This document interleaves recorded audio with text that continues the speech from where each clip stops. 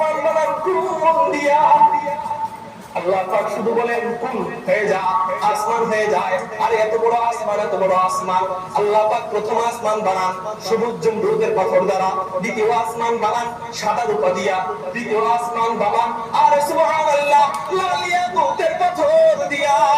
আল্লাহ পাক এর পরের আসমান চতুর্থ আসমান, এটাও বানান সাদা রূপা দিয়া।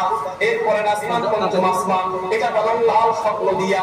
এরপর ষষ্ঠ আসমান আল্লাহ পাক এটা বানান হলুদ জমরুদ দিয়া, ইয়াকুতের পাথর দিয়া। আল্লাহ পাক রব্বুল আলামিন সপ্তম আসমান কোন রূপা ব্যবহার করেন না, স্বর্ণ ব্যবহার করেন না। কত বড় আসমান, কত বড় আসমান!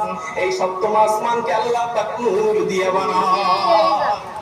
বড় আসমান আল্লাহ কি নিজের কুদরতে হাত দিয়ে বানাইছেন? বলেন হাত দেন নাই। আল্লাহ পাক শুধু বলেছেন কুন হয়ে যায়, হয়ে যায়। আর সুবহানাল্লাহ হয়ে যায়। বলছেন শুধু